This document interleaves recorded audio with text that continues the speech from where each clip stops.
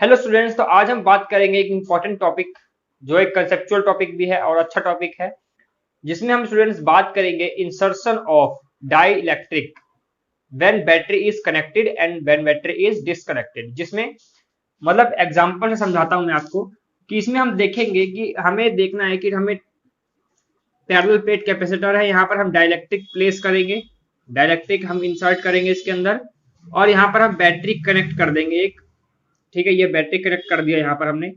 ठीक है, यहाँ पर इस स्टेप में बैटरी कनेक्ट कर देंगे और इस स्टेप में भी हम क्या लेंगे, डाइलेक्ट्रिक इसमें प्लेस करेंगे पैरेलल प्लेट कैपेसिटर में, लेकिन यहाँ पर बैटरी प्लेस नहीं करेंगे, ये बैटरी नहीं डालेंगे यहाँ पर।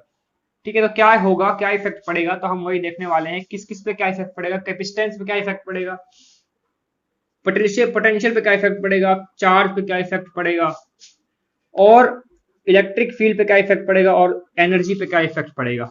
ठीक है, तो ये हम 5 चीजें देखने वाले हैं इस केस में और इस केस में, when battery is connected and when battery is disconnected.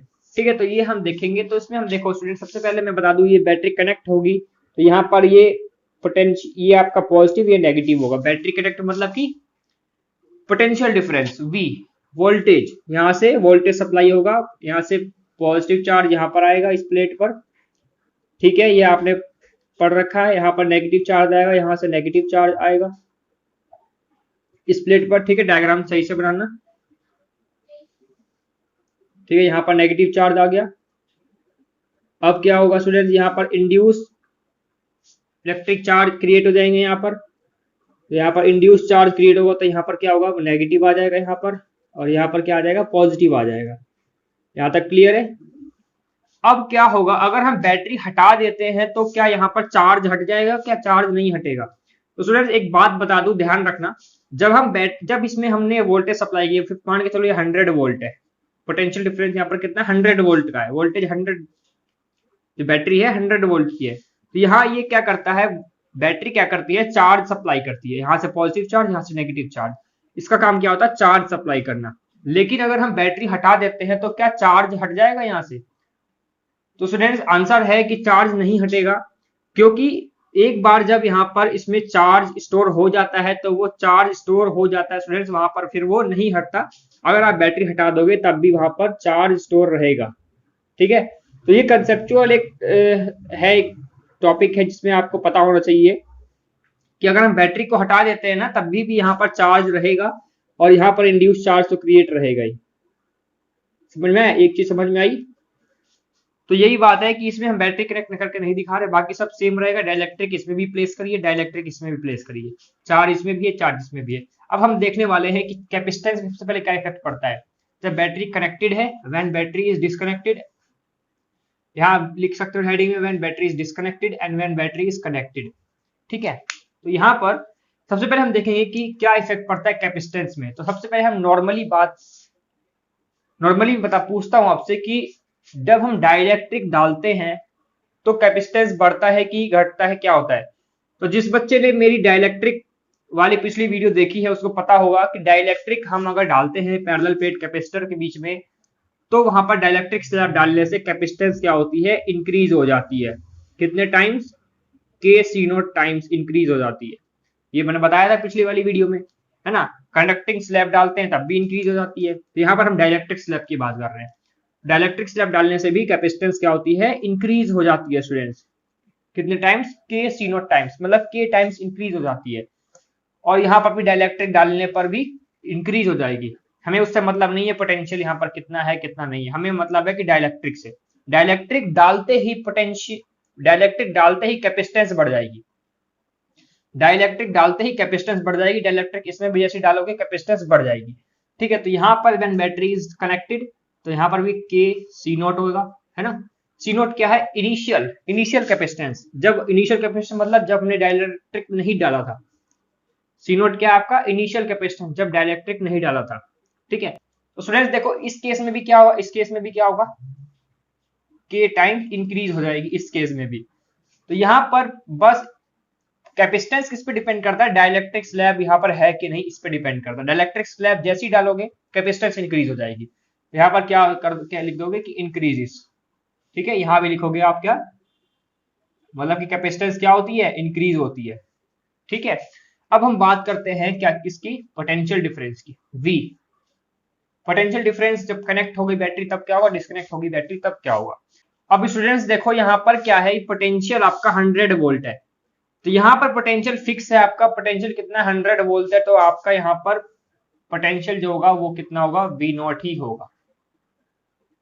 जितना पहले था V नॉट कितना है, जितना डायरेक्ट्रिक डालने से पहले 100 वोल्ट था, डायरेक्ट्रिक डाला तब भी इस पे कोई इफेक्ट नहीं पड़ा, वोल्टेज पे कोई इफेक्ट नहीं पड़ता।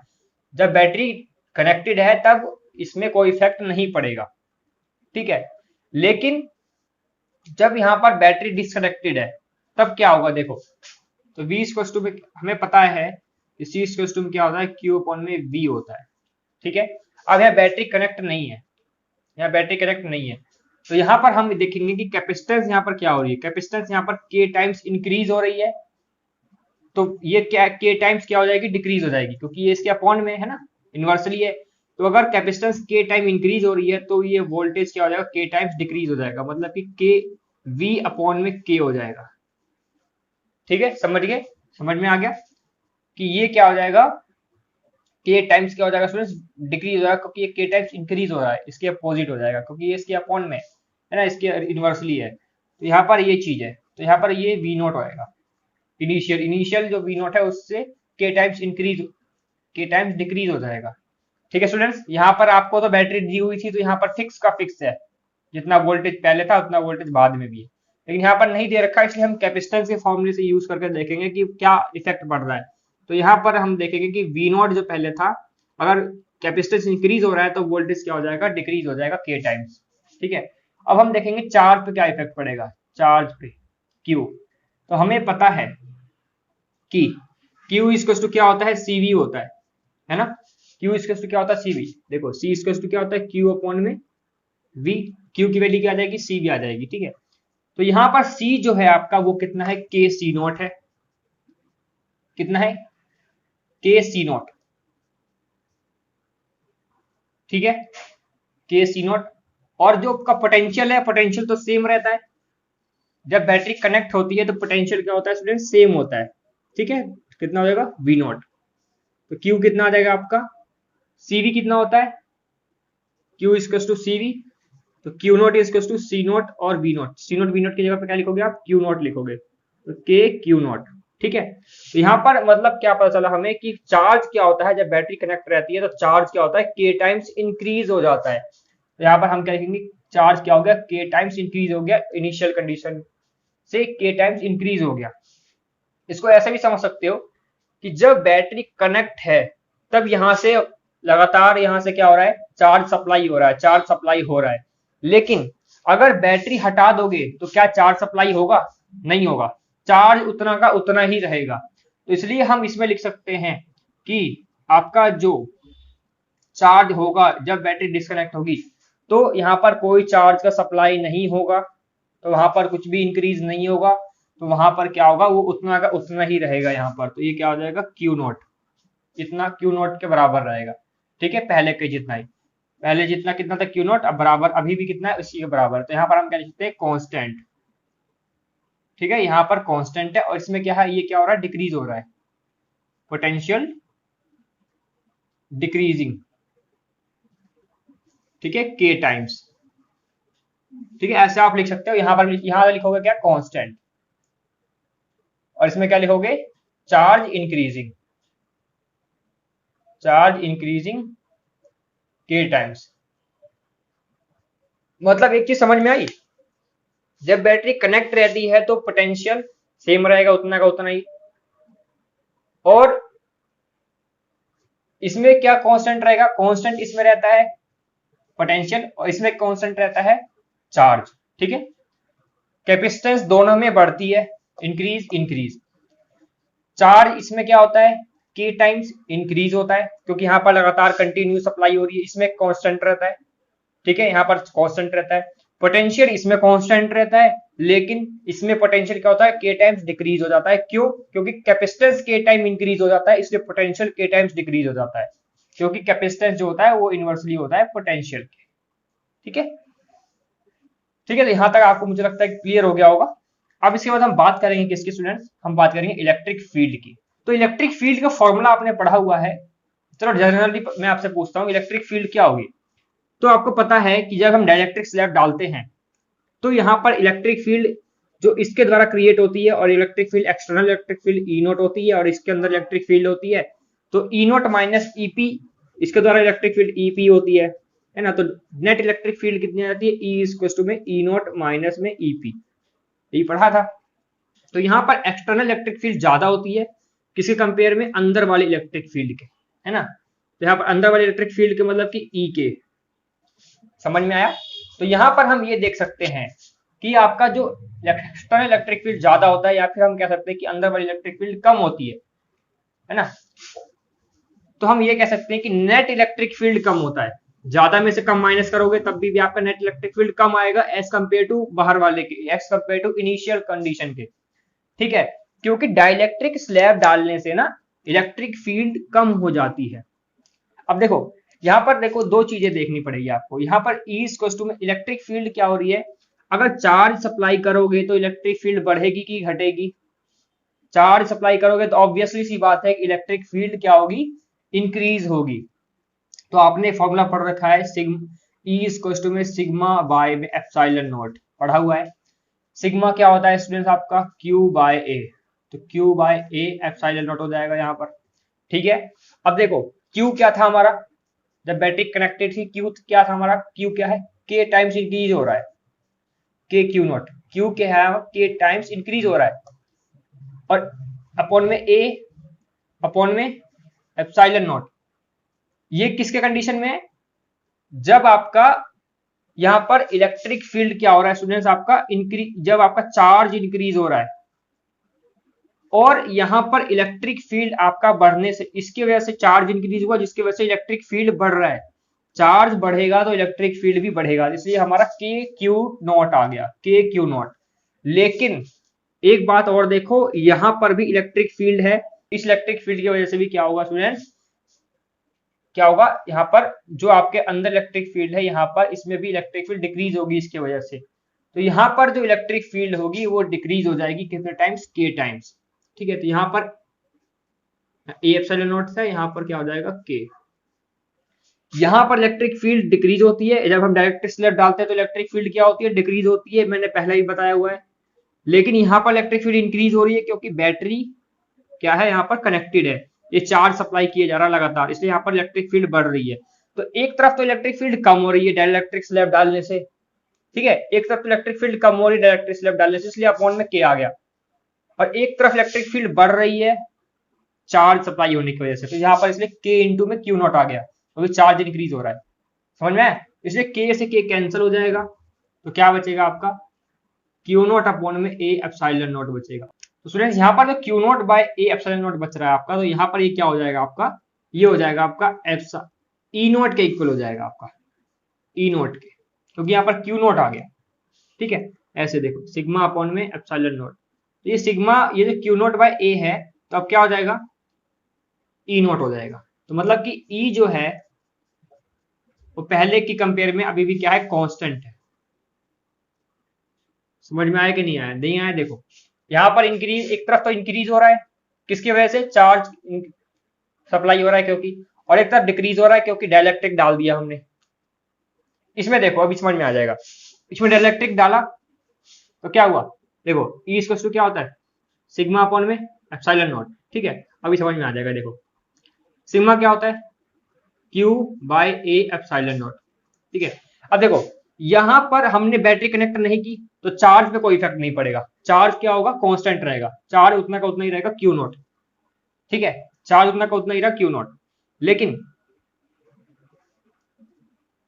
यहां पर डाइलेक्ट्रिक डाल दी, उस वजह से क्या हो रहा है, इलेक्ट्रिक फील्ड कम हो गई, कितने टाइम्स, के टाइम्स, यहां पर के लगा दो, समझे, के टाइम्स होगी।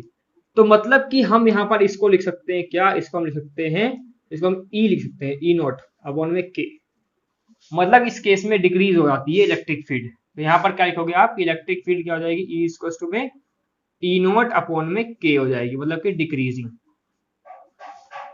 समझे आया, यहाँ पर क्या हुआ, इसकी वजह से इंक्रीज हो रहा था के टाइम्स, और इसकी वजह से डिक्रीज हो रहा था, डाइलेक्ट्रिक डाल दिया तो।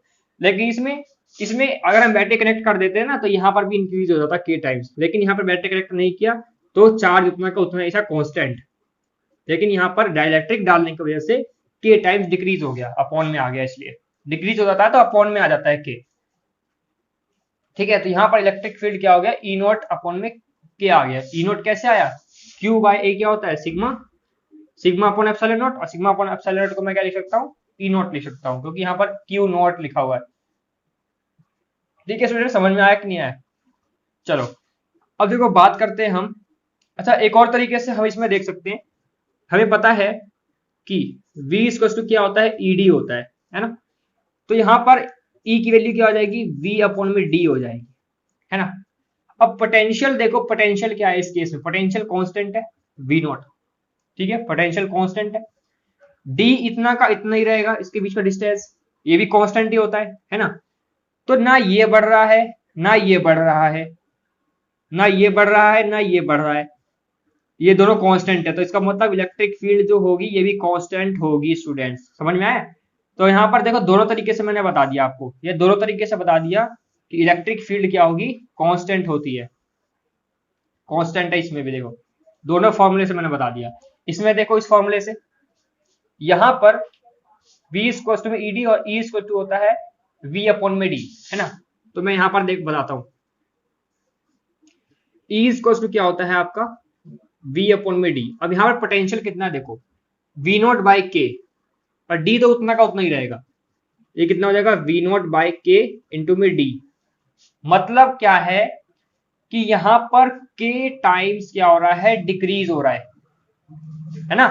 कि यहाँ पर देखो सेम था, यहाँ पर सेम था ना, V नॉट बाई डी को क्या लिख सकता हूँ, E नॉट, तो V नॉट बाई डी को क्या लिख सकता हूँ मैं, E नॉट लिख सकता हूँ, क्योंकि V अपॉन डी कितना होता है, E होता है, लेकिन V नॉट अपॉन डी क्या हो जाएगा, E नॉट हो जाएगा, तो K नीचे अपॉन में आ जाएगा। तो देखो ये चीज दोबारा यहाँ पर आ गई, दोबारा E नॉट बाई के, यहाँ पर भी E नॉट बाई के, मतलब दोनों फॉर्मूले से हमें पता चल रहा है कि इलेक्ट्रिक फील्ड क्या होगी, इसमें डिक्रीज हो जाएगी K टाइम्स, और इसमें क्या होगी, कांस्टेंट रहेगी। ठीक है, तो यहाँ भी कांस्टेंट है, इलेक्ट्रिक फील्ड कांस्टेंट है, पोटेंशियल कांस्टेंट है, समझ में आया? अब हम बात करेंगे किसकी, एनर्जी की, एनर्जी की बात करेंगे कि एनर्जी क्या होगी, इसमें डिक्रीज होगी, इंक्रीज होगी, सेम रहेगी, क्या रहेगी। ठीक है, तो स्टूडेंट्स अब हम बात करते हैं कि एनर्जी, एनर्जी क्या होगी, इंक्रीज होगी डिक्रीज होगी। हम एक तरफ केस लेंगे किसका, जब बैटरी कनेक्टेड होगी, बैटरी डिसकनेक्टेड होगी। ठीक है, तो यहाँ पर एनर्जी को शो करते हैं किससे, यू से। यू से क्या होता है, हाफ CV स्क्वायर, ये पढ़ा हुआ है, energy stored in capacitor, energy stored in capacitor पढ़ा हुआ है, तो हाफ CV स्क्वायर। अब देखो U इक्वल टू में 1/2, C कितना है, जब बैटरी कनेक्टेड है, कैपेसिटेंस इंक्रीज हुई है कितने टाइम्स, के सी नॉट टाइम्स, के सी नॉट, ठीक है, इनटू में V स्क्वायर, पोटेंशियल कितना कांस्टेंट है, मतलब कि V नॉट का स्क्वायर। तो स्टूडेंट्स यहाँ पर देखो मैं एक चीज देख सकता हूं यहाँ पर कि U इक्वल टू में अगर मैं K बाहर निकाल लूं और यहाँ पर 1/2 C नॉट V नॉट का स्क्वायर बन रहा है, ये चीज है ना। तो C नॉट V नॉट का स्क्वायर मतलब मैं क्या लिख सकता हूँ इसको, U नॉट लिख सकता हूँ, है ना, U नॉट ऐसे लिख सकता हूँ। इसका मतलब क्या है कि यहाँ पर एनर्जी क्या हो रही है, इसमें K टाइम्स क्या हो रही है स्टूडेंट्स, इंक्रीज हो रही है। ठीक है, इस फॉर्मूले से हमें पता चल रहा है कि यहाँ पर एनर्जी क्या हो रही है, K टाइम्स इंक्रीज हो रही है। लेकिन अगर हम इसमें बात करें, U इक्वल टू क्या हो जाएगा, हाफ CV स्क्वायर। ठीक है, ये फॉर्मूला है। तो यहाँ पर देखो कैपेसिटेंस यहाँ पर क्या है, यहाँ पर कैपेसिटेंस भी, यहाँ पर भी कैपेसिटेंस K टाइम इंक्रीज हो रही है, K C नॉट। और यहाँ पर पोटेंशियल क्या है देखो, potential V not upon K है, तो V नॉट का स्क्वायर अपॉन में K का स्क्वायर, है ना, क्योंकि V का स्क्वायर है, तो V नॉट का स्क्वायर अपॉन में K का स्क्वायर। तो 1K से 1K कैंसिल हो जाएगा, तो क्या बचेगा आपका 1/2 C नॉट V नॉट का स्क्वायर अपॉन में K बचेगा, है ना, अपॉन में K। तो मैं 2 को इधर लिख देता हूँ, K को इधर लिख देता हूँ, यहाँ K को यहाँ लिख देता हूँ, 2 को यहाँ लिख देता हूँ, तो 1/2 CV स्क्वायर। तो मैं इसको क्या लिख सकता हूँ स्टूडेंट्स, इसको मैं लिख सकता हूँ क्या, U नॉट, है ना, U नॉट लगा दिया क्योंकि यहाँ पर भी नॉट लगा हुआ है, U नॉट अपॉन में K, अपॉन में K आ गया, मतलब U क्या होगा, इसमें डिक्रीज होगा K टाइम्स, इसमें U क्या हुआ, K टाइम्स इंक्रीज हुआ, और इसमें जो है आपका एनर्जी, एनर्जी क्या हुई, डिक्रीज हुई कितने टाइम्स, K टाइम्स। समझ में आया कि नहीं आया? चलो ठीक है स्टूडेंट्स, तो अगर हम लास्ट में एक साथ हम कैलकुलेट करके देखें कि कैसे किस पे क्या क्या इफेक्ट पड़ा, तो हमने देखा कि दोनों में ही हम अगर थोरली देखें, अगर बिना मैथमेटिकली इसको छोड़ो के दिमाग में अगर आपको याद करना हो इसको कैसे करोगे, सबसे पहले हमें बात करेंगे कि कैपेसिटेंस। अगर हम डाइलेक्ट्रिक डालेंगे, डाइलेक्ट्रिक स्लैब डालेंगे, तो कैपेसिटेंस हमें पता है कि के सी नॉट टाइम्स इंक्रीज होगी दोनों ही कंडीशन में, क्योंकि हमने डाइलेक्ट्रिक स्लैब डाला है। ठीक है, सेकंड कंडीशन में हमने क्या देखा, इसमें सेकंड कंडीशन में देखा हमने पोटेंशियल, हमने जिसमें बैटरी कनेक्टेड थी, अब बैटरी कनेक्ट कर दी है आपने तो उसमें पोटेंशियल तो उतना ही रहेगा, अगर 100 वोल्ट का तो 100 का 100 वोल्ट ही रहेगा, तो वो कांस्टेंट है। लेकिन आपने उसमें दूसरे वाले में जब बैटरी डिस्कनेक्ट कर दी, बैटरी हटा दी, तो वहां पर पोटेंशियल क्या हो सकता है, पोटेंशियल वहां पर हम देखेंगे इसकी हेल्प से देखेंगे।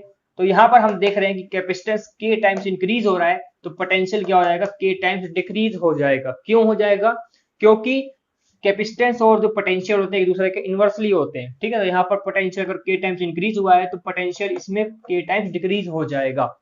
ठीक है, इसमें अगर बात करते हैं हम चार्ज वाले में, तो चार्ज इसमें क्या होता है, के टाइम्स क्या होता है स्टूडेंट्स, इंक्रीज हो जाता है। क्यों, क्योंकि आपने क्या कर रखा है, बैटरी कनेक्ट कर रखी है, तो वो बैटरी क्या कर रहा है, चार्ज कंटिन्यू उसको प्रोवाइड कर रहा है, इसको सिस्टम को, उस प्लेट को, उस कैपेसिटर को चार्ज सप्लाई कर रहा है दोनों टर्मिनल से, नेगेटिव पॉजिटिव से, तो वहां पर के टाइम्स इंक्रीज हो जाएगा चार्ज। लेकिन आपने बैटरी हटा दी तो वो चार्ज उतना का उतना ही रहेगा। ठीक है, तो वहां पर वो कांस्टेंट रहेगा। ठीक है, ये क्लियर हो गया। नेक्स्ट आपका आता है इलेक्ट्रिक फील्ड। इलेक्ट्रिक फील्ड इसमें दो कंडीशन पे डिपेंड करती है, एक डाइलेक्ट्रिक स्लैब डालने पे और एक आपने जो चार्ज प्रोवाइड कर रहे हो उसकी वजह से। तो डाइलेक्ट्रिक स्लैब डालने से इलेक्ट्रिक फील्ड क्या होती है, कम हो जाती है, रिड्यूस हो जाती है, मैंने पहले भी बताया हुआ है। ठीक है, अब इलेक्ट्रिक फील्ड कम हो गई किसकी वजह से, पहला तो डाइलेक्ट्रिक स्लैब डालने से, और दूसरा इलेक्ट्रिक फील्ड बढ़ गई किसकी वजह से, चार्ज सप्लाई होने की वजह से। तो एक तरफ बढ़ रही है एक तरफ घट रही है, तो ऊपर और नीचे दोनों में के कैंसिल हो जाएगा। ठीक है, एक तरफ बढ़ रही है एक तरफ घट रही है, तो के कैंसिल हो जाएगा यहाँ पर। ठीक है, तो यहाँ पर बढ़ भी नहीं, बढ़ा भी घटा भी दोनों कैंसिल हो गए, तो मतलब कांस्टेंट उतना का उतना ही रहा। इसको हमने दूसरा तरीके से भी हमने फाइंड किया यहाँ पर इस तरीके से कि पोटेंशियल कितना है, पोटेंशियल कांस्टेंट है और डी भी उतना ही रहेगा, डिस्टेंस उतना ही रहेगा। तो यहाँ पर ये दोनों कांस्टेंट है, तो इसको हम ई नोट के इक्वल लिख सकते हैं, और वी अपॉन डी ई होता है और वी नोट लगा हुआ है तो ई नोट आ जाएगा यहाँ। ठीक है, लेकिन अगर हम इसमें बात करते हैं तो इसमें भी वही होगा। इसमें इलेक्ट्रिक फील्ड क्या होगी स्टूडेंट, दो चीजों पे डिपेंड करेगी, एक डाइलेक्ट्रिक स्लैब पे और एक चार्ज सप्लाई कर रहे हैं उस पे। लेकिन डाइलेक्ट्रिक स्लैब डाली, डाइलेक्ट्रिक स्लैब डालने पे क्या होता है, दिमाग में रखना, डाइलेक्ट्रिक स्लैब डालने पे इलेक्ट्रिक फील्ड क्या हो जाती है, रिड्यूस हो जाती है, कम हो जाती है ना, ओरिजिनल इलेक्ट्रिक फील्ड कम हो जाती है। तो यहाँ पर कम हो गई तो मतलब अपॉन में के आ गया। ठीक है, कम हो जाती है तो अपॉन में के आ जाता है, क्योंकि यहाँ पर अपॉन में के आ गया, लेकिन चार्ज सप्लाई नहीं हो रहा, बैटरी डिस्कनेक्ट हुई पड़ी है, चार्ज सप्लाई नहीं हो रहा, इसलिए वहां पर के नहीं आएगा, ऊपर के नहीं आएगा। ठीक है, चार्ज इंक्रीज नहीं होगा, कांस्टेंट रहेगा चार्ज, इसलिए यहाँ पर के टाइम्स यहाँ पर डिक्रीज हो जाएगा। इसको हम क्या लिख सकते हैं, ई नोट के इक्वल लिख सकते हैं। ठीक है, ये क्लियर हुआ। इसको मैंने दूसरे फॉर्मूले से भी बताया था आपको, यहाँ पर वी अपॉन डी, वी क्या होता है, यहाँ पर वी नोट अपॉन के होता है, वी नोट अपॉन के और वी नोट अपॉन के, और ये डी यहाँ पर भी है, तो वी नोट अपॉन डी को मैं क्या लिख सकता हूँ, ई नोट लिख सकता हूँ, और यहाँ पर के नीचे आ गया। ठीक है, तो दोनों तरीके से मैंने इलेक्ट्रिक फील्ड बताया कि इसमें क्या होता है, डिक्रीज होता है। अब नेक्स्ट पॉइंट क्या था आपका, ये आपका एनर्जी का, एनर्जी क्या होती है स्टूडेंट्स, यहाँ पर एनर्जी इसमें C B square half C B square लेंगे। ठीक है, तो यहाँ पर स्टूडेंट्स क्या हुआ, जब आपका कनेक्टेड है तो यहाँ पर के सी नोट आएगा, के सी नोट, और वी क्या है, वी क्या है आपका, वी नोट है। ठीक है, वी नोट का स्क्वायर हो जाएगा, तो यहाँ पर इसको मैंने के बाहर निकाल लिया, half C not V not square क्या होता है आपका, यू नोट लिख दिया। तो यहाँ पर के यू नोट के टाइम्स इंक्रीज हो गया आपका एनर्जी यहाँ पर जो है। ठीक है, अब स्टूडेंट इसमें क्या हुआ, हाफ सी बी स्क्वायर, इसमें भी यही है, सेम वैसे किया। इसमें पोटेंशियल, इसमें देखो पोटेंशियल क्या होता है, जब बैटरी डिस्कनेक्ट कर देते हैं तो पोटेंशियल के टाइम्स डिक्रीज हो जाता है, क्योंकि कैपेसिटेंस के टाइम इंक्रीज हो जाता है। ठीक है, आप इस चीज को ध्यान रखना, दिमाग में हर चीजों को रिलेट करके रखना।